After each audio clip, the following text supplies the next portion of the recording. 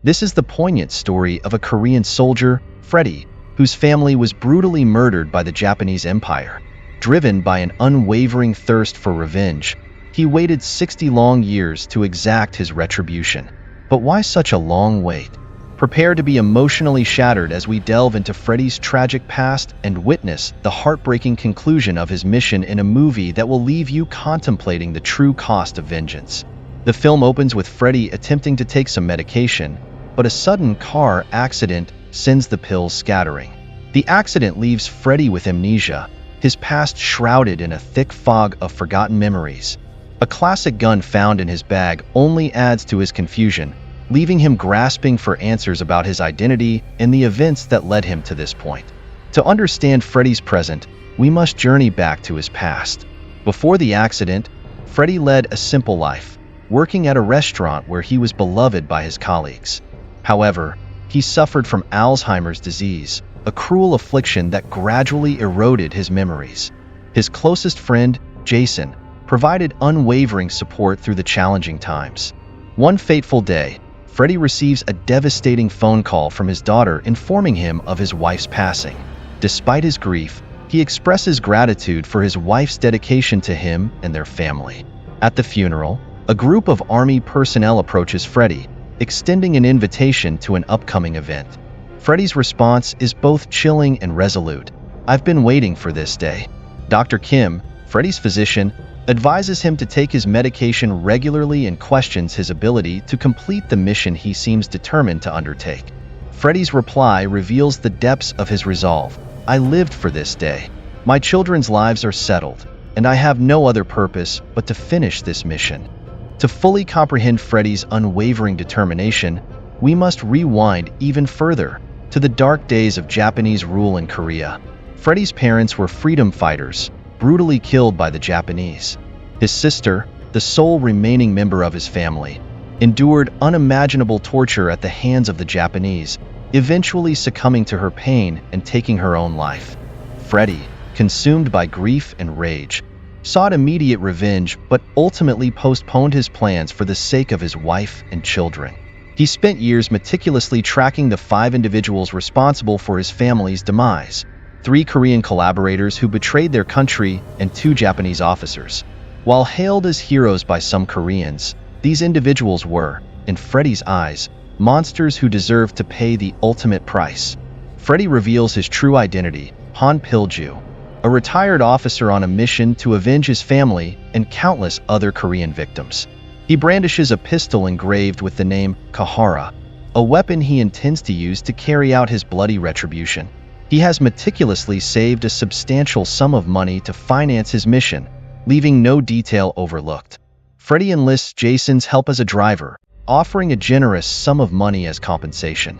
Jason is taken aback by Freddy's luxurious car and notices names written on his fingers. Freddy explains that these names represent his bucket list, the individuals he intends to confront before he dies. Their first target is young, hospitalized, and vulnerable. Freddy instructs Jason to wait outside while he infiltrates the hospital, using his knowledge of the building's layout and a carefully planned strategy to avoid surveillance cameras. However, Jason's concern for Freddy leads him to follow, inadvertently alerting a hospital cleaner to their presence. Undeterred, Freddy confronts Young, forcing him to remember the atrocities he committed against Freddy's family. Young, consumed by fear, begs for forgiveness, but Freddy remains unmoved, delivering swift and fatal justice.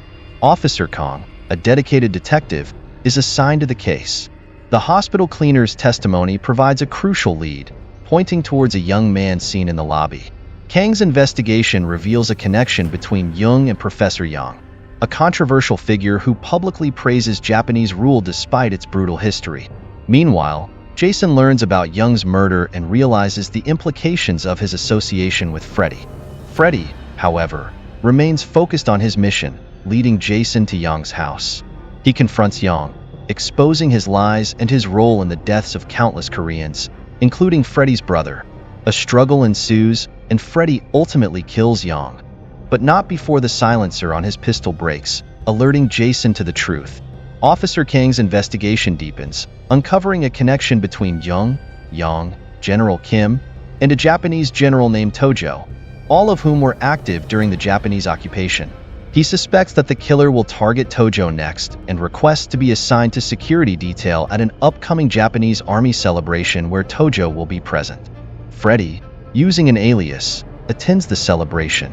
Kang's suspicions are aroused, and he eventually uncovers Freddy's true identity. However, Freddy manages to evade security and confronts Tojo, holding him at gunpoint. He calls General Kim, informing him that Tojo will be the first to die, followed by Kim himself. A struggle ensues in an elevator, culminating in Tojo's death. Kang seals the building, but Jason helps Freddy escape.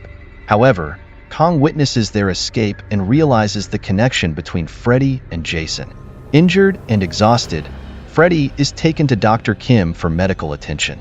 He asks Jason for one final favor, hinting at a plan to surrender to the police. He reveals his tragic past to Jason, explaining his motives and the pain he has carried for so long. Jason, moved by Freddy's story, agrees to help. The narrative then shifts to General Kim, who orders his son, Gene, to investigate the deaths of Young and Yang, while keeping the information from Tojo. Officer Kang, meanwhile, uncovers evidence of Kim's collaboration with the Japanese during the occupation.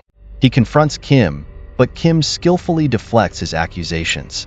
Unsatisfied, Kang orders his team to locate Freddy, believing that Kim is his next target. Meanwhile, Freddy records a video confession, exposing the crimes committed by Kim, Yang, and Tojo. He vows to kill Kim and then take his own life, using the name Kahara. Jason, attempting to protect Freddy from further legal trouble, takes him to the police station. Freddy threatens suicide, hoping to implicate Jason in the murders. He shows Jason a large sum of money, urging him to take it and provide for his family.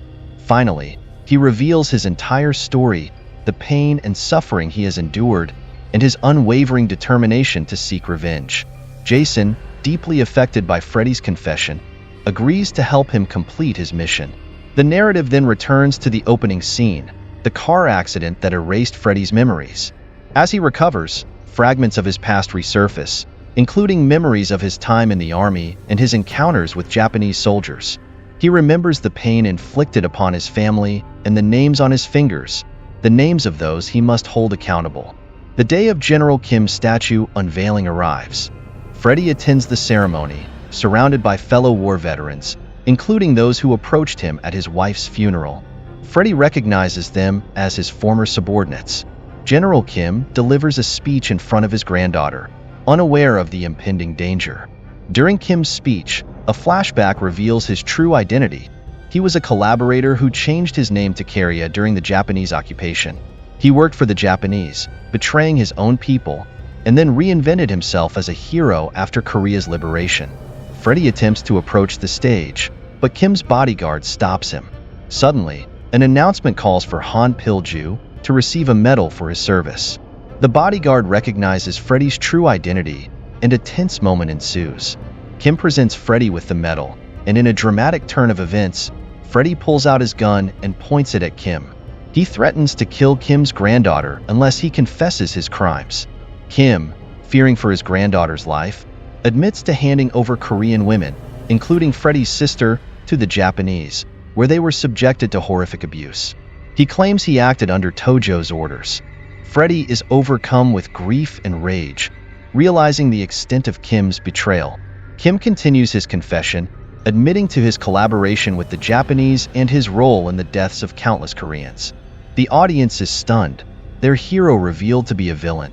Kim attempts to justify his actions, claiming that sacrifices had to be made. He points out Freddy's own violent past, suggesting they are not so different. Freddy, filled with disgust, tells Kim they will meet again in hell and shoots him dead. Police officers surround Freddy, ordering him to surrender. Kang approaches with Jason, who informs him that Freddy intends to kill one more person, Kahara. Upon investigating, Jason realizes that Kahara is Freddy's own alias, and that he intends to take his own life after killing Kim. A flashback reveals the devastating moment when Freddy's sister, Han-soo, returned home after being subjected to unimaginable horrors by the Japanese. She is heartbroken by Freddy's decision to join the Japanese army, unable to comprehend how he could side with their oppressors. Freddy, hardened by his experiences, dismisses her pain, claiming he refuses to be a victim like her. Han-Soo, devastated by Freddy's transformation and the loss of her last hope, takes her own life. Freddy's final target is himself, driven by the guilt of his sister's death and his own past actions. He raises his gun to his head, but Jason intervenes, urging him to face justice and not take the cowardly way out. Freddy is arrested, and Dr. Kim reveals the full extent of Freddy's tragic past to Officer Kong, explaining how the realization of his family's importance and the guilt of his past actions drove him to seek revenge. In the final scene, Jason visits Freddy in prison. Freddy, ravaged by Alzheimer's, no longer recognizes his friend. Jason, heartbroken, embraces Freddy and weeps. The film ends with a close-up of Freddy's face, a subtle smile betraying the pain and regret that linger within.